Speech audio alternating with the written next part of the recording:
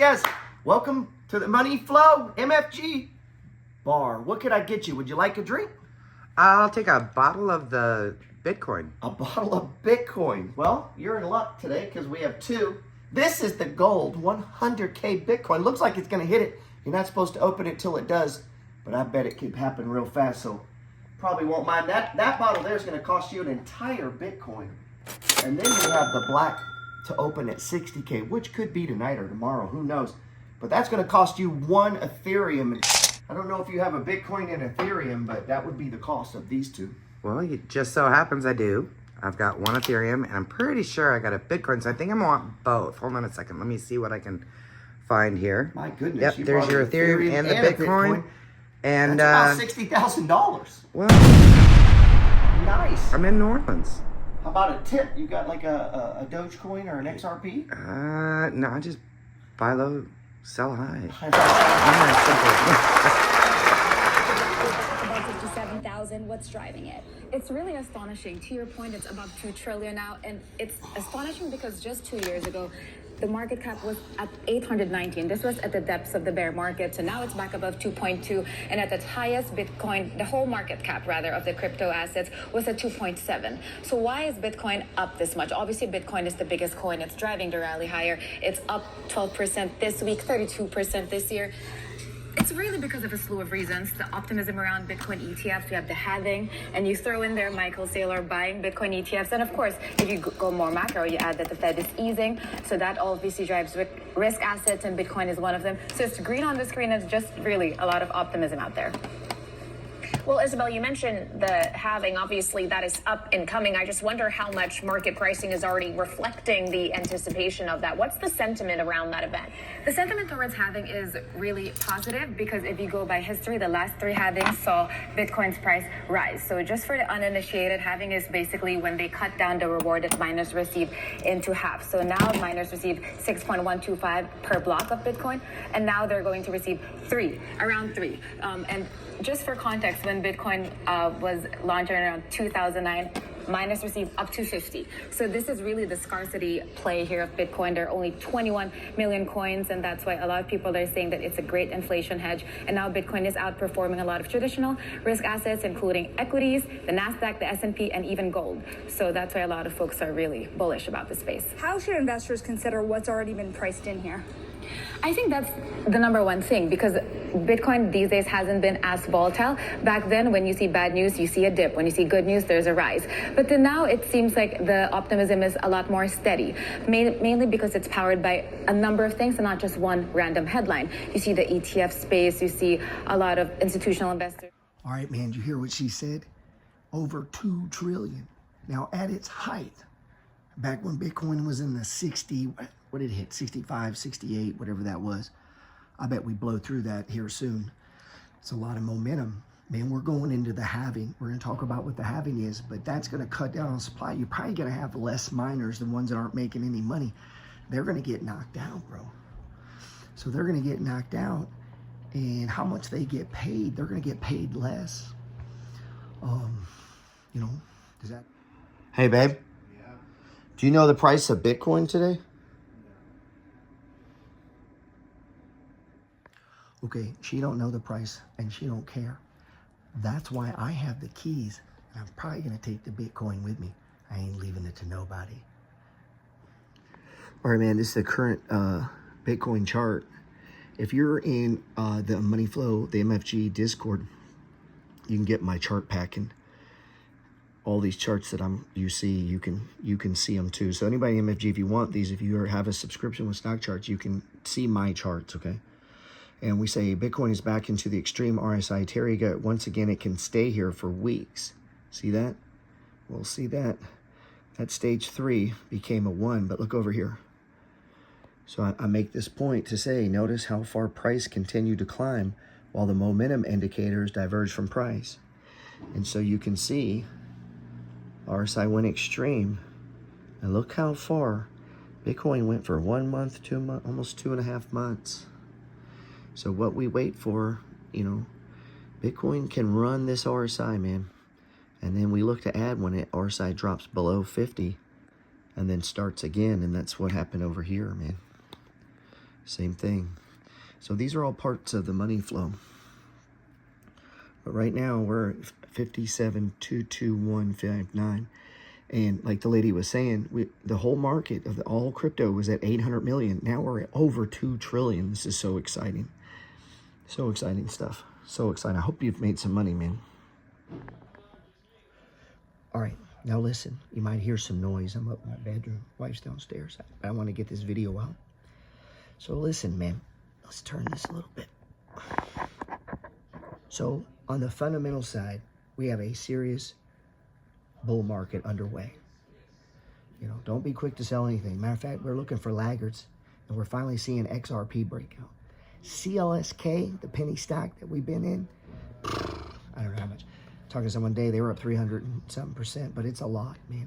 And then we've been in BITX. That is a 2 times leveraged Bitcoin. And we're in BITO, which sells options and tries to get some of the price appreciation. So we played this Bitcoin thing. I own 18 coins, 4 or 5 stocks, some leverage positions. So, you know, made tens and tens of thousands of dollars. I hope you have too.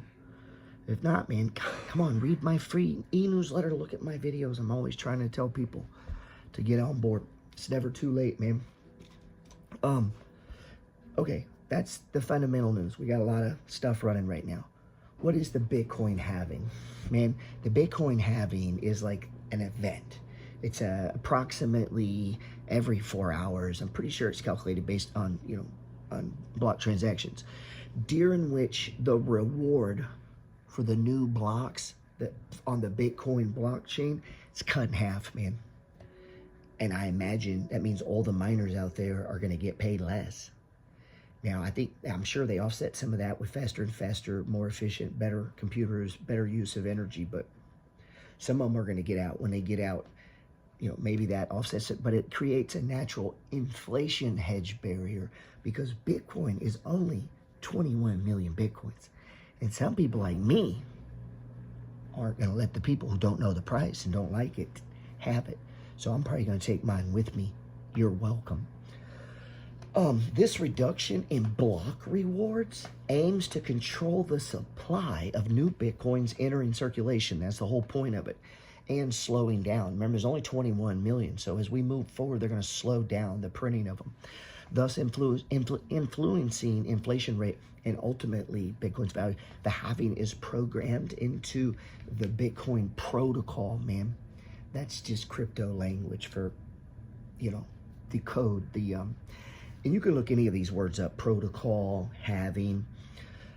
This thing plays a crucial role in the monetary policy for creating scarcity. And you know, one of the things that makes Bitcoin so valuable is its scarcity. It is a limited supply, man. It's decentralized, peer-to-peer. And so there are only what there are. There are altcoins, and now there are ETFs, but those ETFs have to hold Bitcoin. So you're seeing all these institutions running for it now, and that's what's taking it up. Sometimes people ask me all the time, what is a Bitcoin miner? Man, don't get confused by that. A miner is just a participant in the blockchain network who uses computers to process complicated math, complex mathematical puzzles in order to secure what they call to validate and secure a transaction on the blockchain. 16 different miners will be fighting. One will win the reward. Their machines are competing to win. Miners compete, and they add new blocks of transaction to the blockchain. And in return for mining, in other words, their effort, and this is the part people get mad about or say uses too much energy, it's all bullshit.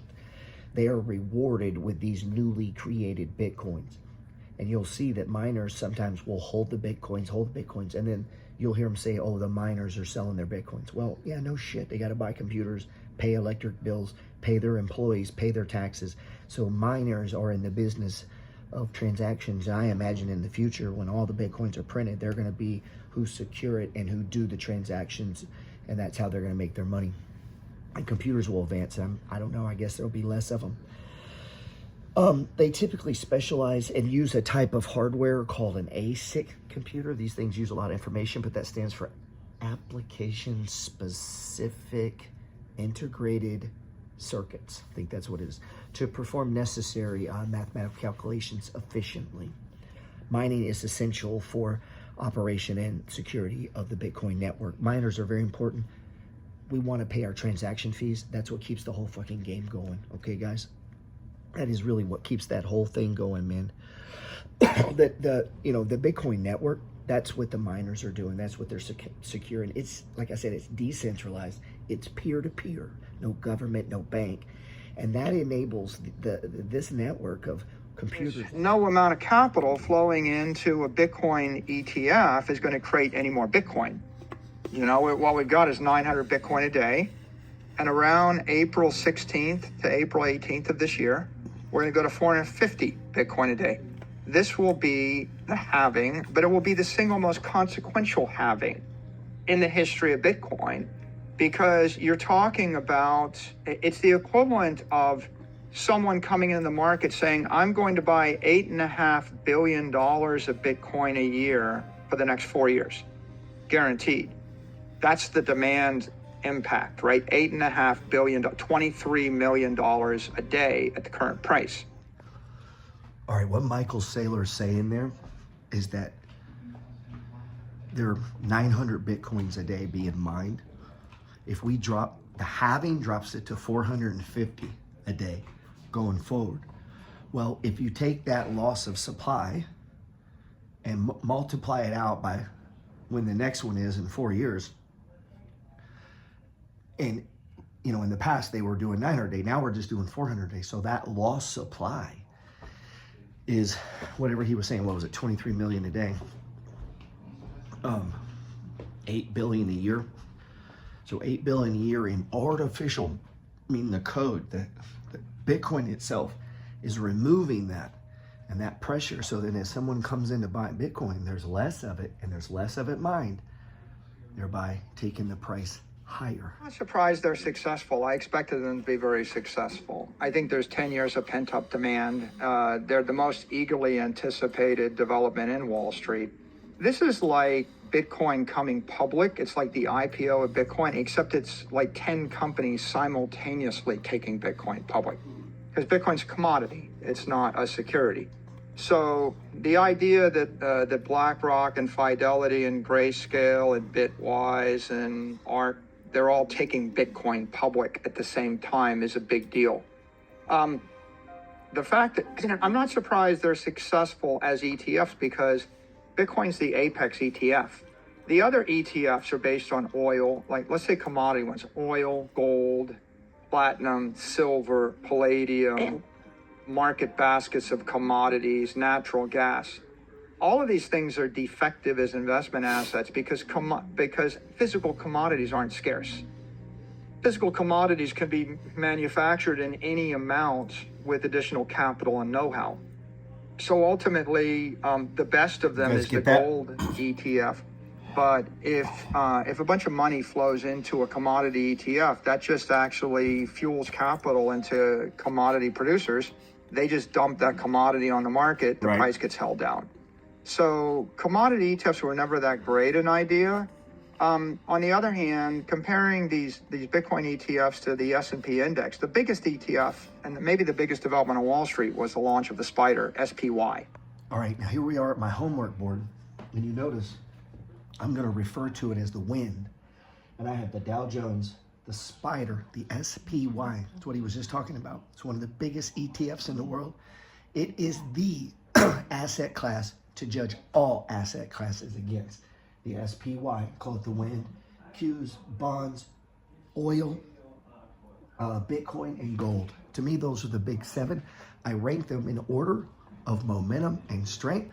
That opens up the world of trading and investing to me by looking to see, you know, which one's a value and which one is a possible profit trend or for trading.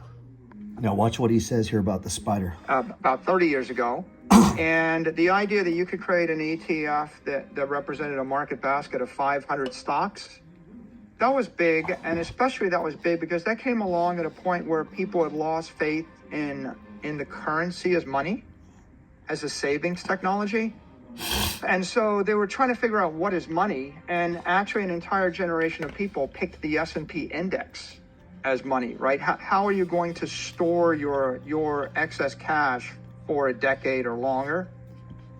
Not a checking account, not a savings account, not a bond, but the S&P. So the S&P became money, and that ETF became the monetary index, and that's why today, Index only. amongst, that's the most successful ETF. If you look at SPY and all the S&P index type ETFs, they have most of the capital in them.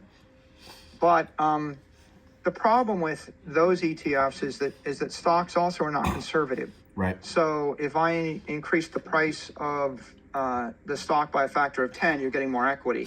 Or if another way to say it is, if I take hundreds of billions of dollars of cash and I buy the ETF, like S&P ETF, the ETF has to buy all 500 stocks pro rata, which means they're going to have to go buy Tesla and Apple and Google and Meta at any price. They're price insensitive, even if they're overpaying. So when they buy it at any price, what they're doing is they're creating more equity because they're encouraging those companies to issue more stock. And then, of course, this is common sense. If the price of your stock doubles, the employees in the company with stock options, they sell the stock, right? They sell the stock option. When they sell the stock option, you put more stock on the market. So the price creates Hope you got that. supply. There's a price creates supply. Elasticity there. Price And that's elasticity. the same as you have with commodities. It's the same as you have with REITs, real estate investment trusts, and it's the same thing AGNC, with bond funds. TMF, When TLT. you have capital flows into all those other asset classes, you create supply of that asset. They're not scarce. Right. Bitcoin's unique because There's only no 21 amount of million. capital flowing into a Bitcoin ETF is going to create any more Bitcoin. It doesn't. You know, what we've got is 900 Bitcoin a day. And around April 16th to April 18th of this year, we're going to go to 450 Bitcoin a day. Nice. This will be the halving, but it will be the single most consequential halving in the history of Bitcoin. History. Because you're talking about, it's the equivalent of someone coming in the market saying, I'm going to buy $8.5 billion of Bitcoin a year for the next 4 years. Guaranteed. That's the demand impact, right? Built in. $8.5 billion, $23 million a day at the current price. Or 30. Now, $2 billion. that's a huge amount, but more importantly, that's a huge demand-supply shift in the year when the demand via the ETFs has jumped by a factor of 4 to 10 Means they gotta times the fight daily over. supply. They gotta fight over. So what you have is institutional capital entering, and then you have the supply getting cut in half. And, what happened with these ETFs? Well, here's what happened. The approval of the ETFs was a pretty concrete endorsement of Bitcoin as an asset class by the regulators. And anybody who's thinking about banning Bitcoin or not approving Bitcoin ETFs, they're now out of consensus. So it really flipped the global consensus from, well, maybe it's too good to be true, maybe it'll be banned, maybe it won't be banned. Ching, ching. The approval of those ETFs meant that it doesn't matter who wins the 24 Doesn't elections. matter who the president is. It's taken the future of Don't Bitcoin care. out of the hands Gonna get of rich the president. anyway. It's taken it out of the hands of the next head of the SEC. Ooh. It's taken it out of the hands of most regulators in the world. We pretty much opened Pandora's own it. box across the Rubicon. Decentralized. It's very concrete at Peer to this point. peer. And Magic. it was uncertain. That was the great Michael Saylor. He is one of the largest owners of Bitcoin in the world. Just billions and billions of this shit. He will probably become one of the richest men in history because of all the Bitcoin he owns. Isn't that beautiful?